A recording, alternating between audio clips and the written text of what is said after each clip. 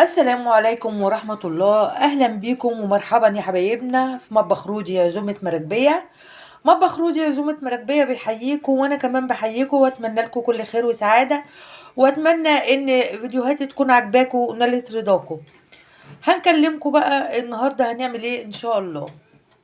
النهاردة هنعمل خلية النحل بطريقة حلوة كده ومبسطة وعلى قد إيدينا، يعني على قد الايد طبعا عشان انتوا عارفين الحاجة غالية. فهنعمل طريقة حلوة كده ومبسطة ومقدرها مش كتير. طبعا انا لما باجي اعمل معجنات بكون نخلة دقيق ومجهزاه عشان تبقوا عارفين، يعني دي حاجة قاعدة عندي. قبل ما اقدم اي معجنات بكون نخلة دقيق. عندنا هنا 4 كوبايات من الدقيق. يعني احنا عارفين ان نص كيلو 3 كوبايات وربع تقريبا، دول حوالي 4 كوبايات من الدقيق المنخول. عندنا هنا للحشو، طبعا زي ما قلت احنا بنبسط الامور. اللي موجود عندنا بنعمل بيه. عندنا قطعتين من الجبنه كده الفلاحي بتاعتنا دي، هو ده اللي هيبقى الحشو بتاعنا. فزي ما قلت لكم كده دايما نسمي بالله، بسم الله الرحمن الرحيم. معانا 4 كوبايات من الدقيق، معانا قطعتين من الجبنه الفلاحي، معانا 3 معالق لبن بودر، معانا معلقتين من السكر الكبار، معانا باكت من الخميرة الفورية، ومعانا معلقة صغيرة من البيكنج باودر. دي كل مقاديرنا. ومعانا كمان حوالي ربع معلقة من الملح. أول حاجة هنعملها هنحط الملح على الدقيق، وهنحط كمان اللبن البودر، وهنحط كمان زي ما انتم شايفين البيكنج باودر. ال3 حاجات دول. نسيت حاجة، وهي نص كوباية من الزيت هجيبها. سوري، يعني انا نسيتها. كنت محضراها على جنب كده. دي نص كوباية كمان من الزيت هنحتاجها. دي كل مقاديرنا تقريبا. حطينا هنا اللبن البودر وذرة الملح، وحطينا معلقة صغيرة من البيكنج باودر اول حاجة، ومعانا كمان كوبايتين من المية الدافية.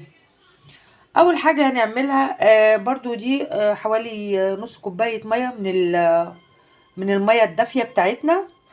هنحط معلقتين السكر، وهنحط كمان الخميرة الفورية عشان نجهزها كده. هنقلبهم تقليبة، بسم الله الرحمن الرحيم.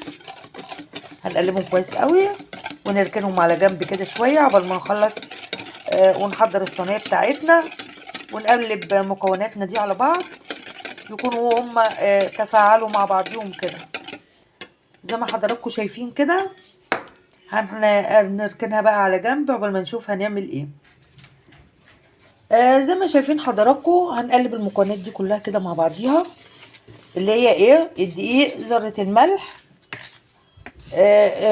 المعلقة الصغيرة البيكنج باودر، وال3 معالق الكبار من لبن البودر زي ما حضراتكم شايفين كده. هنا معانا الخميرة، يعني تقريبا اتفاعلت اهي لان عملت طبقة كده. هنحطها اول حاجة بسم الله الرحمن الرحيم على الدقيق بتاعنا، وهنحط كمان نص كوباية الزيت بسم الله الرحمن الرحيم، وادي نص كوباية الزيت كمان. هنبتدي بقى ان احنا نقلب كده تقليبة قبل ما نضيف اي مية سخنة، وكده مش هينفع طبعا لان طبعا لازم ان احنا نستعمل ايدينا. فهنستعمل ايدينا في العجن. عجن يا بنات ما يقلش عن 7 دقايق 8 دقايق كده عشان تبقى العجينة معاكم ناعمة وتحسوا بملمسها كمان. هبتدي اعجن انا بقى العجينة بتاعتي. هنبتدي ان احنا نحط شوية مية دافية عشان نبتدي نعجن كده بسم الله الرحمن الرحيم. طبعا احنا محضرين كوبايتين من المية الدافية برضو، واحدة واحدة كده. زي ما قلت لكم يا بناتنا ما يقلش العجن عن 7-8 دقايق. بسم الله الرحمن الرحيم. نبتدي نحط الميه الدافيه شويه شويه عشان ما نقص يعني دقيق تاني. بالراحه كده، عايزينها عجينه مش طريه ومش ناشفه، عجينه لينه كده ناعمه. هخلص بقى عجن عشان طبعا انا اللي بصور ومش مالكه، وهرجع لكم تاني نشوف هنعمل في العجينه بتاعتنا ايه او حصل فيها ايه بالظبط. زي ما انتم شايفين يا بناتنا خلصنا خلاص عجن.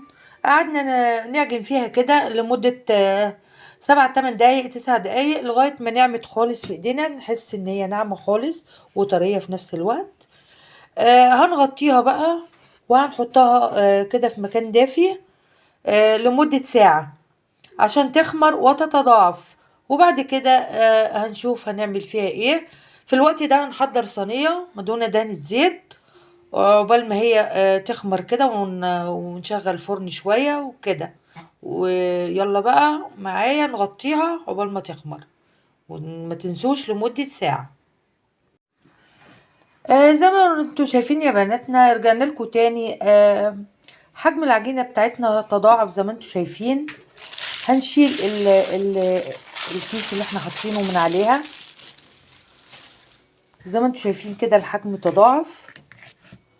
هنحاول بقى هنعمل ايه كور صغيرة كده.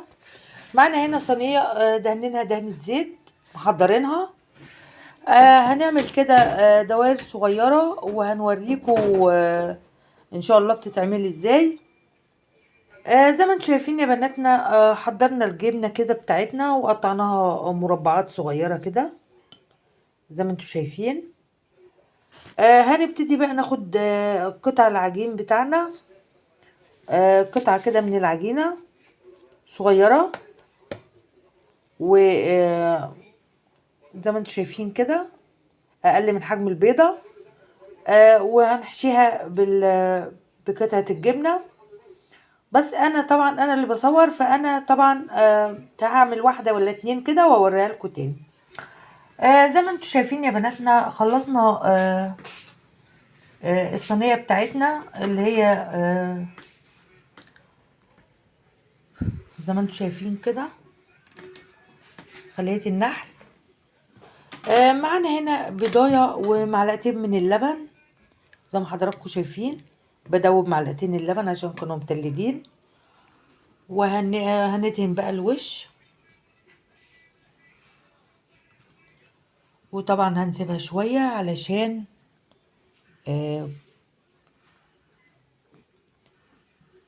يعني تخمر زيادة قبل ما نحطها في الفرن. زي ما انتم شايفين يا بناتنا العجينة بتاعتنا خمرت خلاص.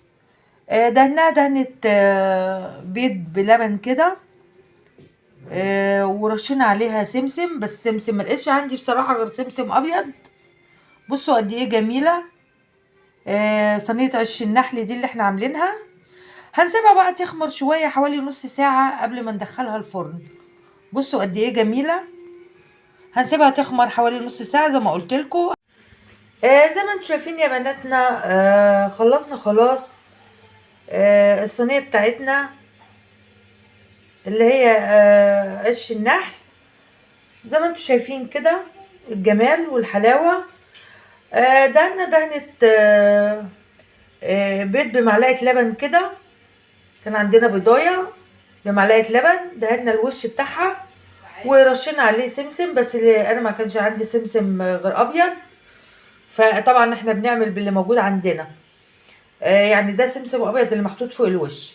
هنسيبها لمدة نص ساعة وبعدين ندخلها الفرن ونرجع لحضراتكم تاني نشوف ايه اللي هيحصل فيها او ايه اللي جرى فيها. احلى صينية ان شاء الله هتشوفوها. يا بناتنا خلصنا فطيرة عش النحل الجميلة دي. قد ايه جميلة. وطبعا كان في قطعتين كده عملتهم لوحدهم، يعني دقتها في منتهى الجمال. هشة جدا، يعني انا عايزة ادوس كده. بصوا حضراتكم هشة جدا جدا، يعني حلوة قوي هتعجبكم. احكموا انتوا بقى على الجمال دون، وما تنسونيش بقى في اللايكات والاشتراكات. وده كان الفيديو بتاعنا النهارده اللي هي فطيرة عيش النحل. يا رب تعجبكم وتنور رضاكم، وما تنسونيش بقى في التعليقات. امان عليكم وشكرا ليكم. وده كان الفيديو بتاعنا النهارده، مع تحيات مطبخ رودي، عزومة مراكبية. اسيبكم على خير واشوفكم على خير، وشكرا.